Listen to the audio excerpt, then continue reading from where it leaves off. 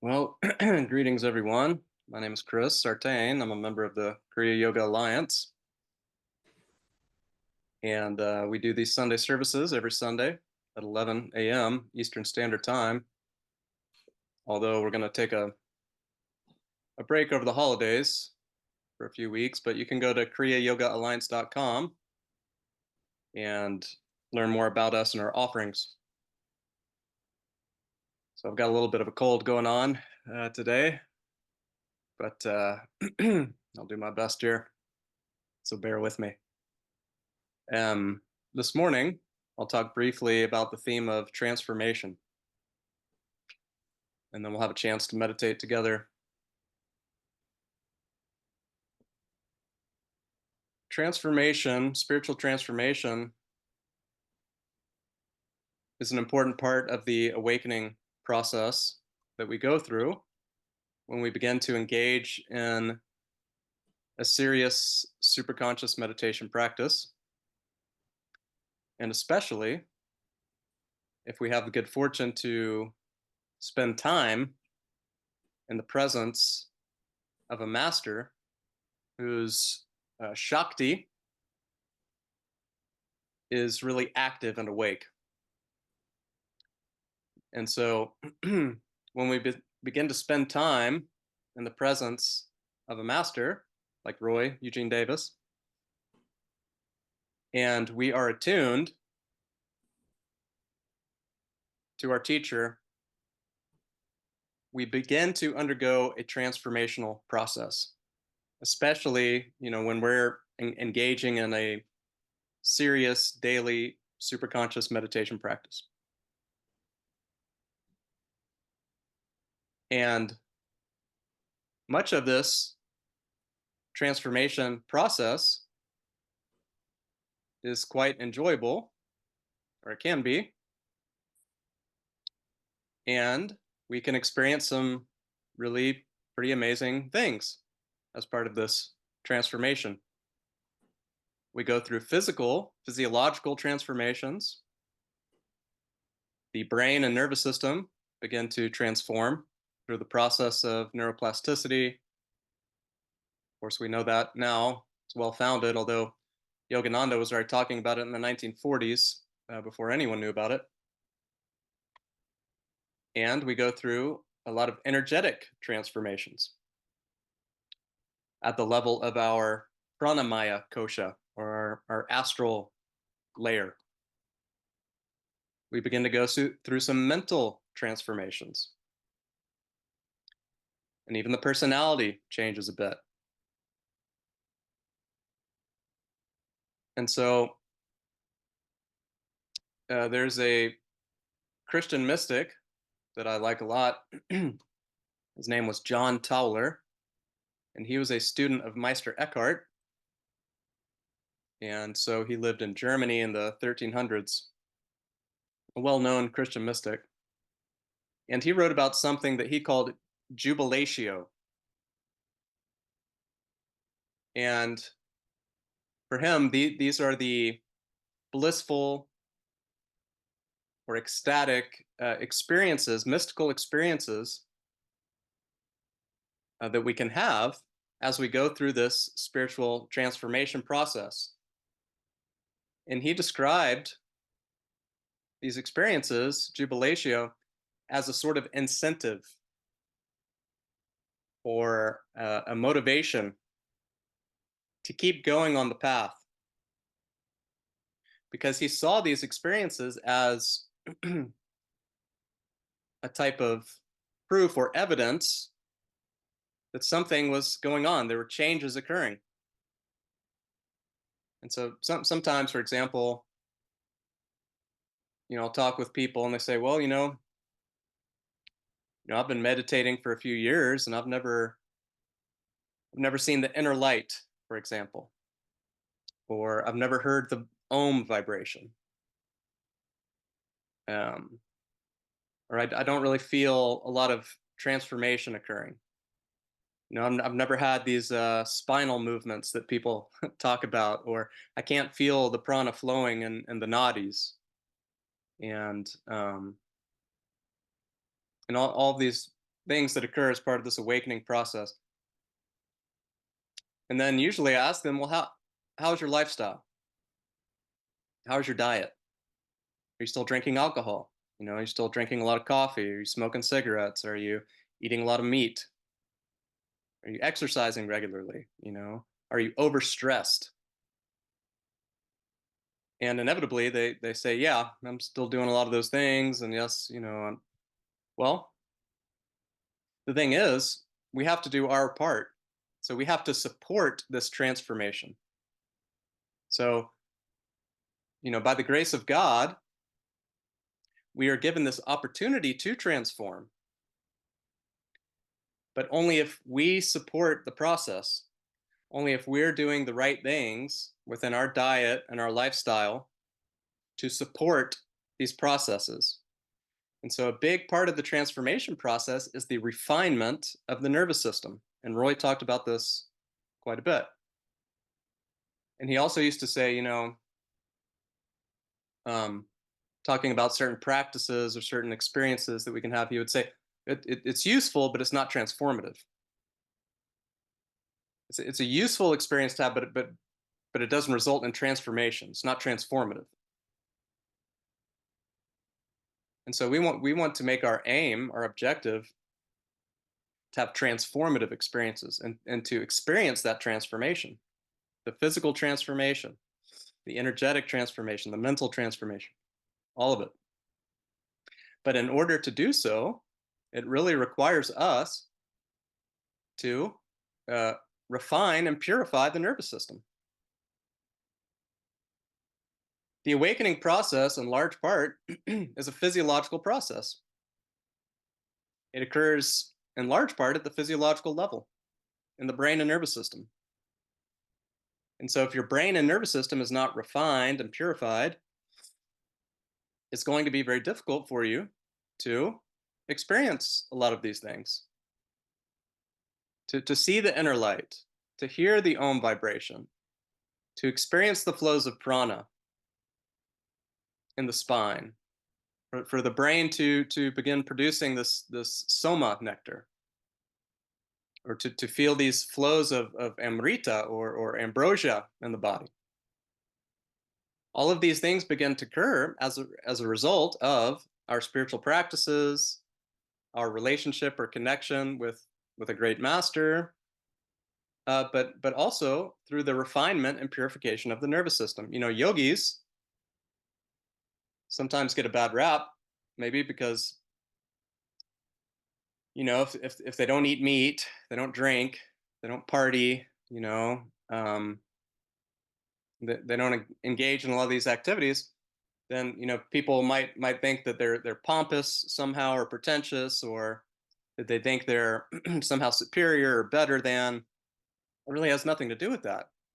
Well, I'm sure there are some yogis, out there that do think they're probably better, superior, and all that. Of course, that goes on, but really the main reason we want to avoid some of these sort of life negating activities is because we know that they damage the nervous system. They damage the body, they damage the brain, they damage the nervous system, and therefore they prevent our uh, transformational experiences from occurring. And so I would encourage everyone, um, if maybe you haven't experienced these physiological changes, or the mental changes, you don't experience more intuition, you don't experience more discernment, and and you've never really experienced a lot of the energetic uh, happenings through your sadhana. Well, you want to review your lifestyle and your lifestyle routines. And a lot of these harmful substances, drugs and alcohol and too much coffee and even meat, And all of these things, they will have a damaging effect on your nervous system. And some folks don't like to hear that. Most folks, because they like to think that they can keep one foot on the spiritual path and one foot on the worldly path of sense pleasure, and keep riding that sense pleasure roller coaster, and at the same time expect to experience this spiritual transformation. But that's why we have to be disciplined. And the word for discipline in Sanskrit, tapas, well, it means our spiritual practices, our sadhana, our meditation practice. But also tapas, literally means to heat. And it's associated with fire and heat, even cooking in some instances. So what happens when you heat something up? It exists in one form prior to being heated up, and then after it's heated, it exists in another form. It transforms. So heat transforms things. And so if we want to experience that transformation, physical transformation, energetic transformation, mental transformation, transforming at every layer of our being, or every kosha, right? This requires great discipline and dedication and devotion. It's not enough. It's not enough to just meditate every day. I wish that were true. It's not enough just to spend time with a master. Man, wouldn't that be great? You could just hang out with somebody and all this stuff just happens automatically. Some of it does. But usually not unless you are supporting the process through your choices, your lifestyle routines, making sure you have a good balance of rest and activity, not becoming overstressed or overburdened, overtaxed energetically, not getting burned out, not allowing the nervous system to become damaged through overstress or overactivity and a lack of rest, or using harmful substances that we know damage the brain and nervous system.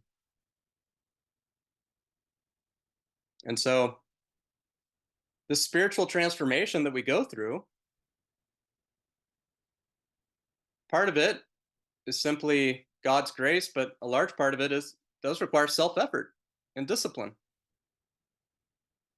And so I would encourage everyone, if maybe they haven't had some of these experiences that I'm describing, look at your lifestyle.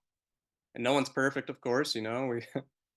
We all go through our phases and of being a little more disciplined or a little less disciplined here and there and all that. But look at your lifestyle routines. Look at your diet, your dietary choices. Make sure you're getting enough exercise, a good balance between rest and activity, and all of that. That, along with your daily sadhana, along with attunement to the masters by reading their books. I recommend to read something inspirational every day, even if it's just a paragraph or two, to tune into that elevated frequency, that elevated consciousness that the masters have.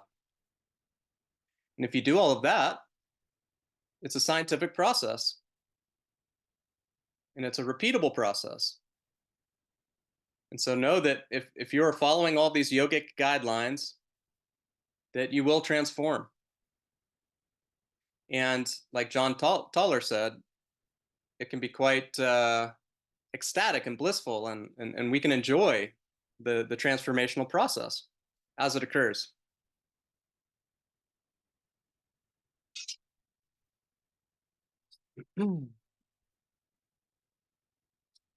So we'll meditate here now.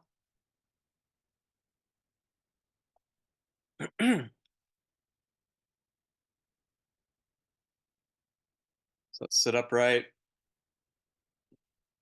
and close the eyes.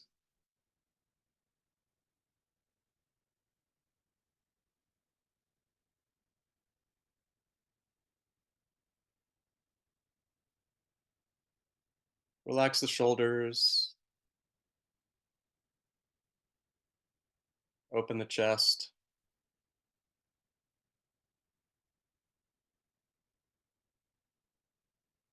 Inhale deeply through the nose. Hold the breath. Exhale through the mouth with a sigh as you relax the entire body. Let's do that again. Inhale deeply. Hold it. Exhale and relax. Last time, inhale. Hold the breath.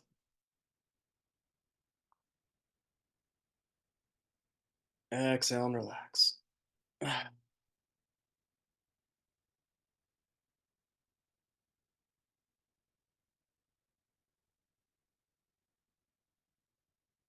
Open your mind and being to the infinite.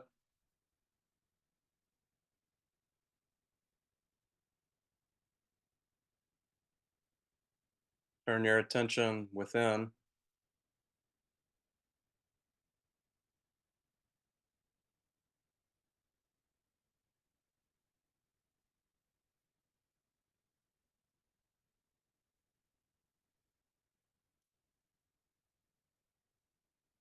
Bring your attention and awareness to your breath.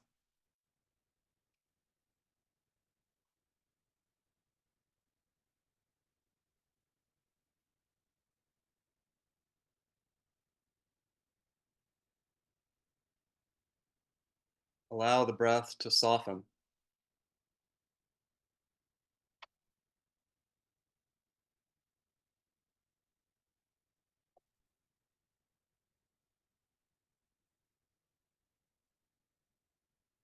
Nice, slow, gentle breaths.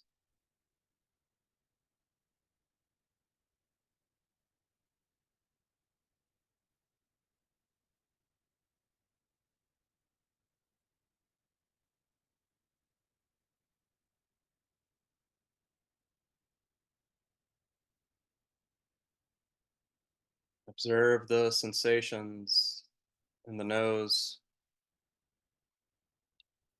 as you inhale and exhale.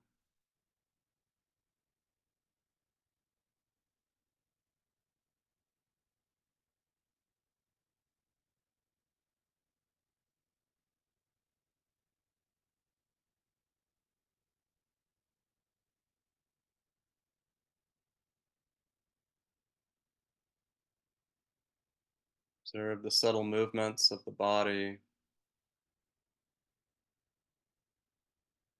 the belly rising and falling with the breath.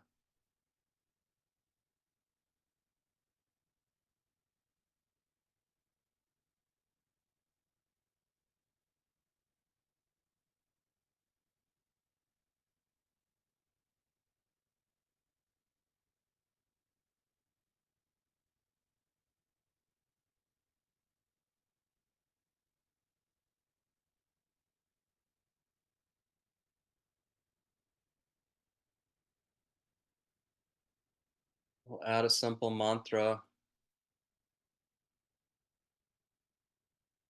as we breathe with your attention. The spiritual eye center, the forehead, third eye chakra. As you inhale, simply internally repeat Om.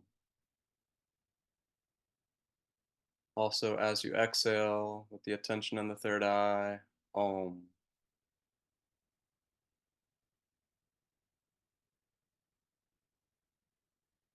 As you inhale, Om. As you exhale, Om.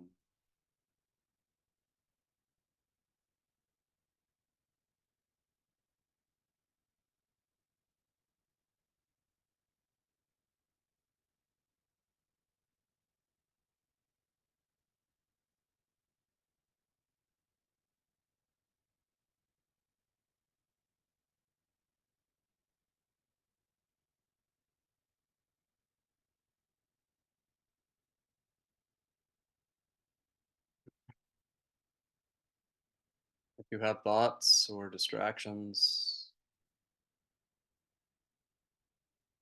simply bring your attention back to the third eye, back to the breath, back to the mantra with minimal effort.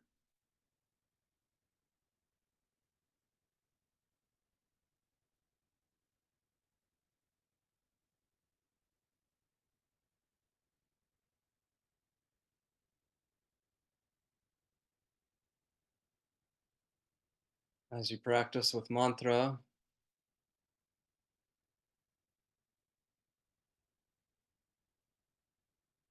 if the mantra disappears at one point of its own volition, of its own momentum, you can simply ride that momentum into the silence for a time. Put the mantra aside.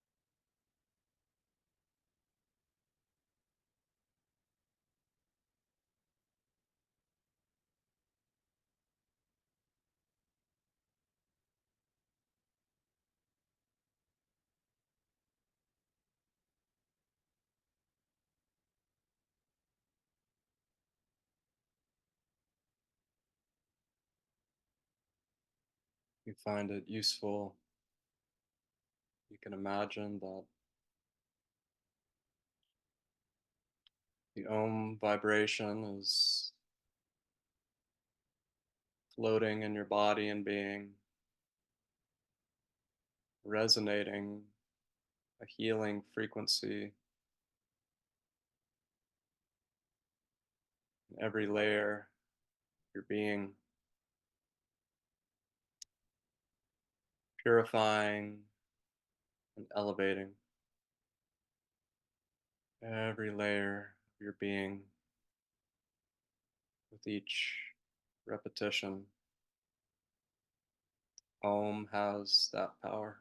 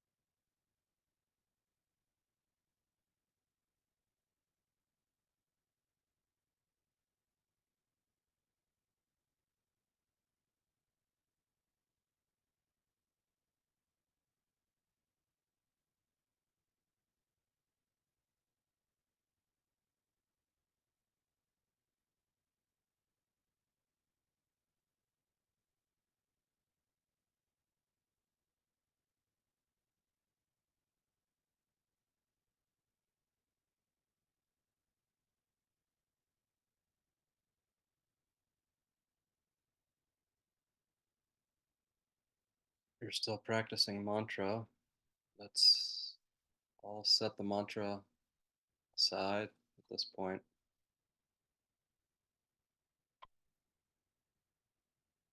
Let's simply observe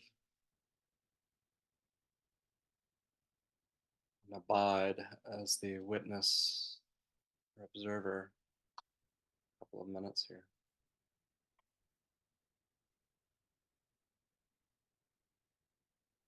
Without reaction, without participation, without identification, simply abiding as witnessing consciousness.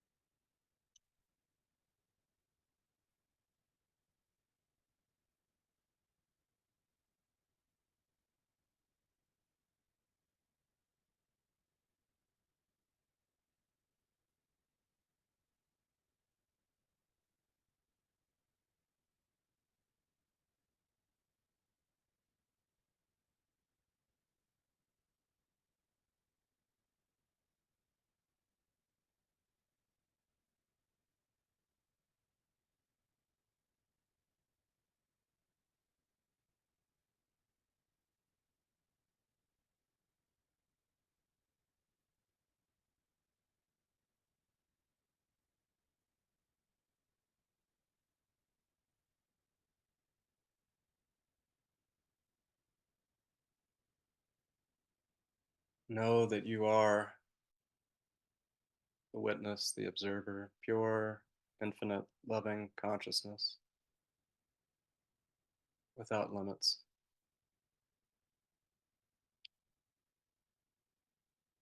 This pure consciousness that you are is always peaceful, tranquil, content, whole, full,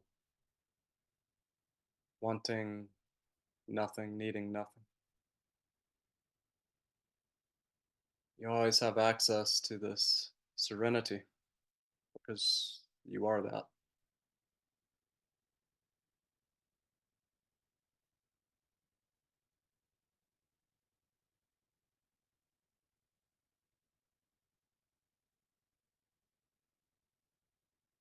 Simple act of will and intention. Let's draw our prana and attention to the heart chakra.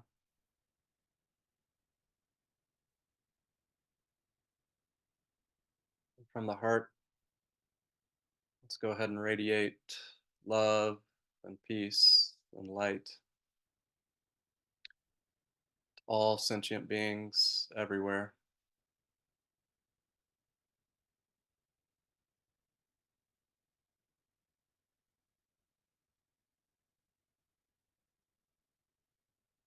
Let's do our small part to purify and elevate the collective consciousness that we share with everyone everywhere.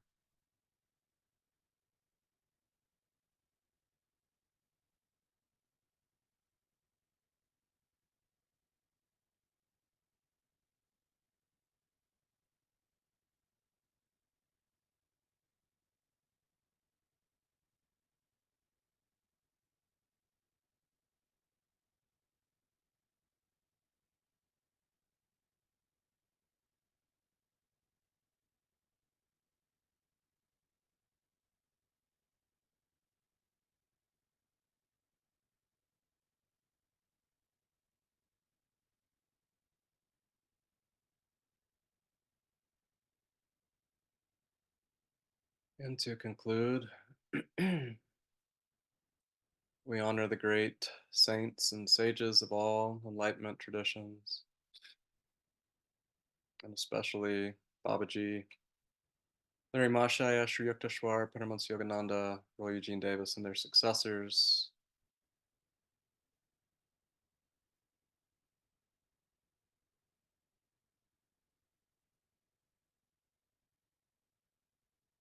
We'll conclude with Om.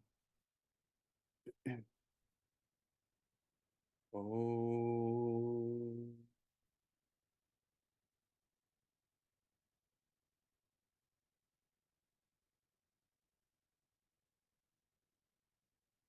Shanti, Shanti, Shanti. Om. Peace, peace, peace.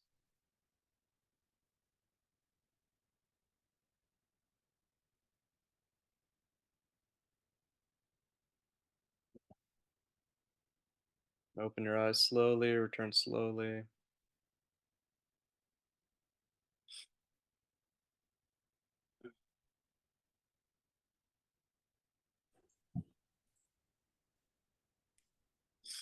Namaste. Thank you so much, everyone, for joining us this morning for our Kriya Yoga Alliance Sunday service. And I hope everyone has a wonderful, blessed week and holiday season with their family and friends. Lots of love.